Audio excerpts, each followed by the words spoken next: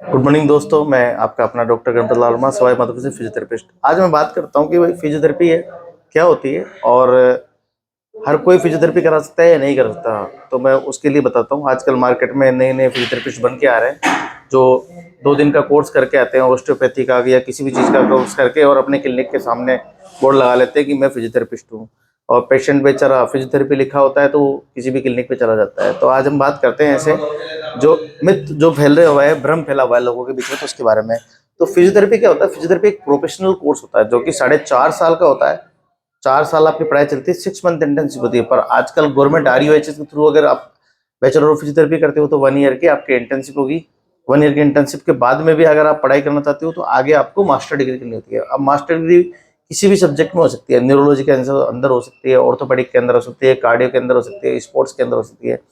तो फिजियोथेरेपी के broad spectrum अच्छा खासा है।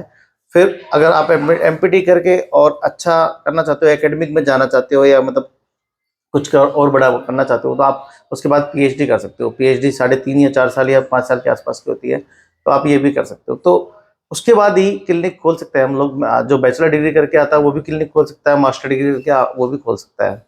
अब कई लोग ये सोचते हैं यार ये तो 4.5 साल का कोर्स करके क्लिनिक खोल लिया, तो वो क्वालिफाइड फिजियोथेरेपिस्ट होते हैं जो 4.5 साल का कोर्स करके क्लिनिक खोलते हैं या मास्टर डिग्री करके क्लिनिक खोलते हैं, वो क्वालिफाइड फिजियोथेरेपिस्ट होता है। पर आज की जो प्रचलन में कई लोगों को देखा गया है कि 2 दिन का कोई सर्टिफिकेट कोर्स करके आ गए या महीने भर का कोई कोर्स करके आ गए और अपनी क्लिनिक के बाहर बोर्ड लगा देते हैं। छोटी सी दुकान डालेंगे एक, और अपने बाहर बोर्ड लगा लेंगे कि मैं भी फिजियोथेरेपिस्ट हूँ। और लोगों को क्या होता है कि लोग चले जाते हैं, लोगों को पता होता है कि यार ये कम फीस लेकर चले जाते हैं। तो अभी एग्जाम्पल लेते हैं कि किसी पेशेंट की सर्जरी हुई, स्पाइन की सर्जरी हुई या ब्रेन की सर्जरी हुई। अब ब्रेन की सर्जरी के बाद फिजियोथेरेपी की नीड होती है, या स्पाइन सर्जरी के बाद फिजियोथेरेपी की नीड होती है, पोस्ट ऑपरेटिव नी के बाद में आपकी फिजियोथेरेपी की नीड होती है। पेशेंट होता है वो डॉक्टर लिख देते हैं, सर्जन जो होंगे वो लिख देते हैं, ऑर्थोपेडिक होते हैं वो भी लिख देते हैं, या सभी डॉक्टर हो वो फिजियोथेरेपी लिख देंगे, आपको प्रिस्क्राइब कर देंगे।